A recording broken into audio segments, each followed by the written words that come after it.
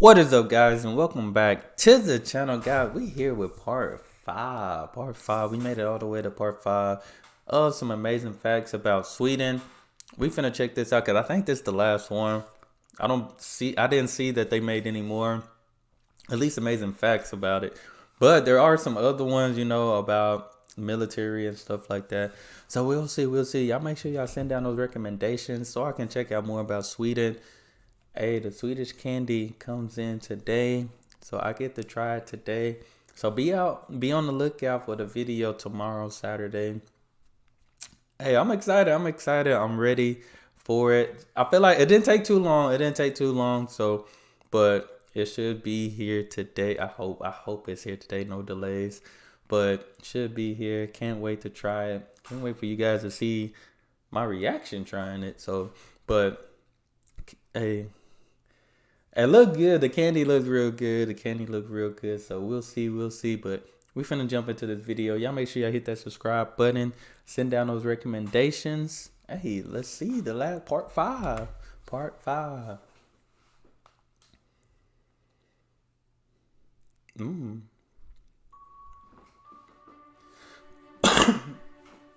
Sweden is one heck of a beautiful country. And here on FTD Facts, we've talked about it so much in the past. Water park. As a matter of fact, you're reading the title right. This is actually our 5th episode talking about this great and amazing country.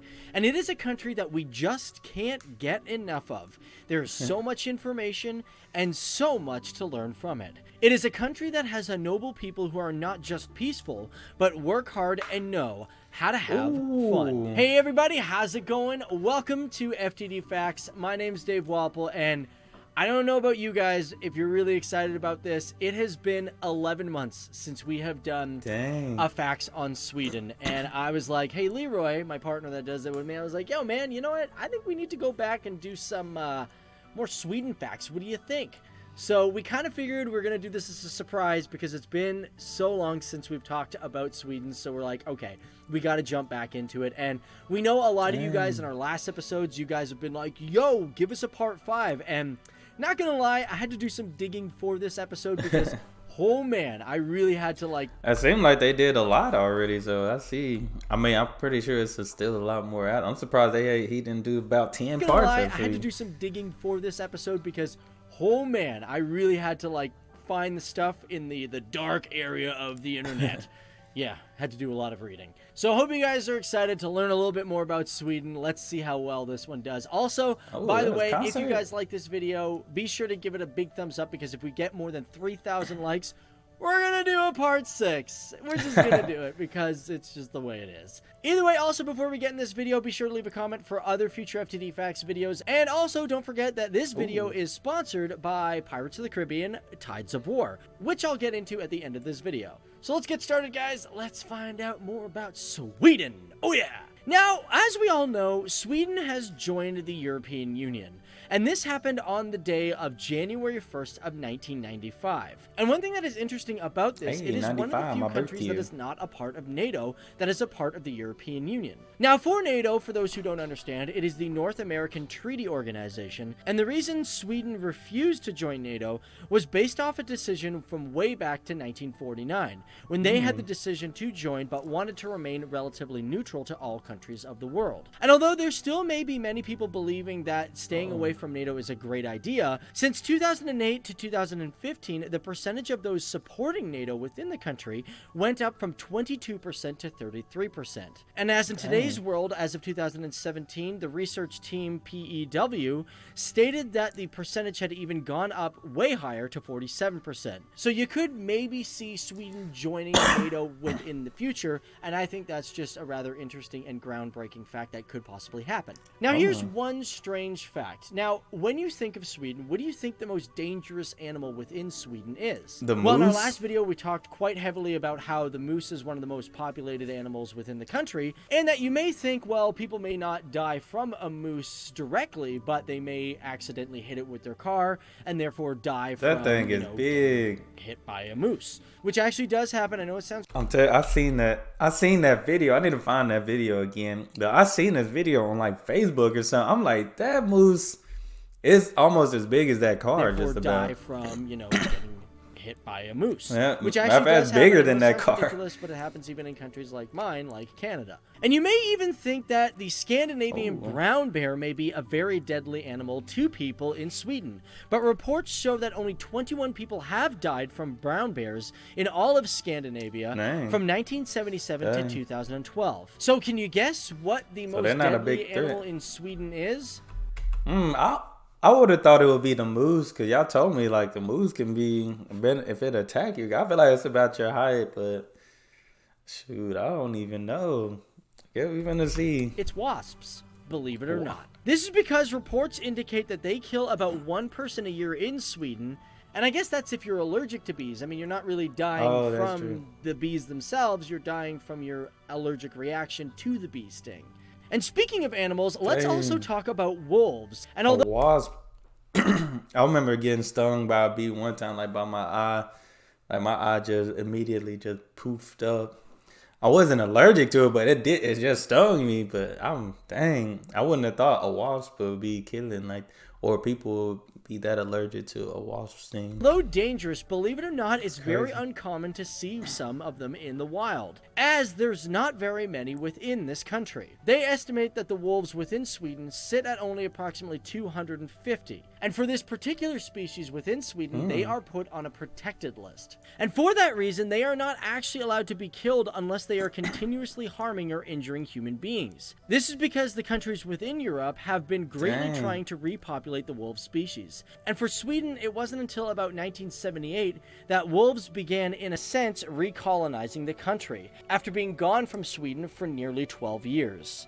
So if we're going to talk about nature, we also need to really mention the fact that Sweden does really good with green and renewable energy. This is one thing that the people of the country should be extraordinarily proud of, because 52% of its energy comes from renewable energy sources, like windmills, solar, hydro, you name it, they got it. That's a And good because thing. of this, it has the highest share rate of renewable energy of any European country within the European Union. Now, for this particular type of energy, about 95% of renewable energy comes from hydroelectric power. And with that, they have over 1,900 power stations that are strictly dedicated to hydro. And the biggest of this being the Harspringet hydro plant, which is located in the Lule River, producing about 977 megawatts of capacity. As well, it's not just the biggest one within Sweden, it's also the fourth biggest one in all of the Nordic countries. So in our last episodes, we did mention stuff about languages, but I want to dive a little further into that for this episode. Because we all know that, of course, Swedish is the main language of the country,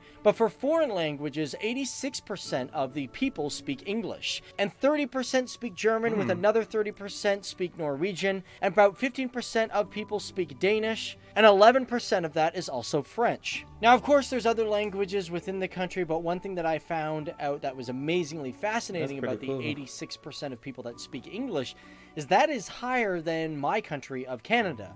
Now, keep in mind, I mean, my country has an entire province that speaks French, that's Quebec, so I guess that kind of counts. Either way, when it comes to its relation of English speakers, about 70% of people speak English in Finland, and Germany even has like 56%. So I'm just like, wow, that's crazy that Sweden has that huge high percentage of English speakers. That is. It just threw me That's off, good. that's all. Now, speaking of languages, we cannot forget about the people of the Semi. And did you know that Sweden... Was that a reindeer? That's all. Now, speaking of language... What? Dang, that thing. I don't know if that's the snow cover or if it's pure white. languages, we cannot forget about the people of the Sami. And did you know that Sweden, because of the Sami people, they actually have more than one parliament? And in order to figure out why, we need to look at these people to begin with.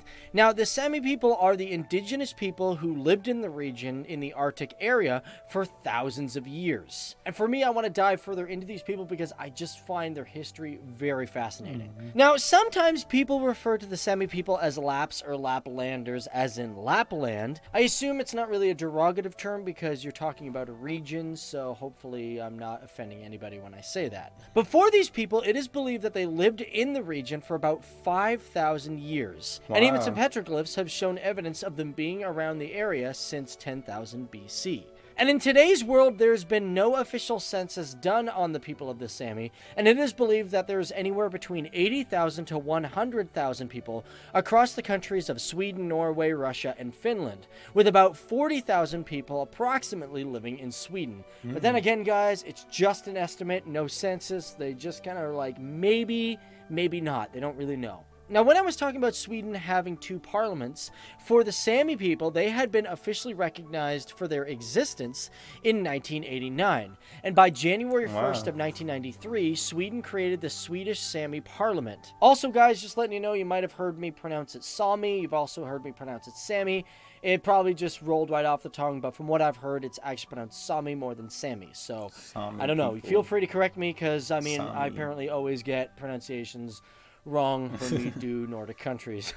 And now, if we're going to actually talk about history, let's dive a little bit into the Swedish Empire. And one thing that I found very fascinating is when we think of Sweden, we think of, well, it's just a country that is in one area. We don't think of them really colonizing other places, but guess what? They actually did. They actually, in fact, had overseas colonies, believe it or not. For example, in America, they had New Sweden, which was just near the Delaware River from the years of 1635 to 1655. And for the Caribbean, they had multiple islands, such as Guadeloupe from 1813 to 1814. And for that, Britain had invaded the country and ceded it to Sweden. Of course, there's the island of St. Bartholomew, and they gained that when the British exchanged the island to Sweden in 1784 for trade rights to Gothenburg. And it was only a few years after a devastating hurricane which hit the island in 1854, Sweden then turned and sold the island back to France in 1878. As well, they also owned the island of Tobago in 1733, which was short-lived, being foiled by the natives. But what I also found really fascinating is that Sweden also owned colonies in Africa. These colonies and forts were located off the Gulf of Guinea, and they were established anywhere between 1650, but were eventually taken back by Denmark in 1663. So there you have it, guys. That is just some great info on Sweden. Such an amazing country with a great amount of history and culture. And I hope you like the facts, because we really had to dig hard into this one and learn more about its history, learn more about its culture, and learn more about how this country operates as a whole. But my name's Dave Wapple. Thank you guys for tuning in. It's been a pleasure learning with you guys. And again, if you guys like this video and you want a part 6, well, hit those like buttons, because if we get over 3,000, yeah, we're going to try and do a part 6. I'm feeling like we're running out of facts here, but it's a huge country. We can find some.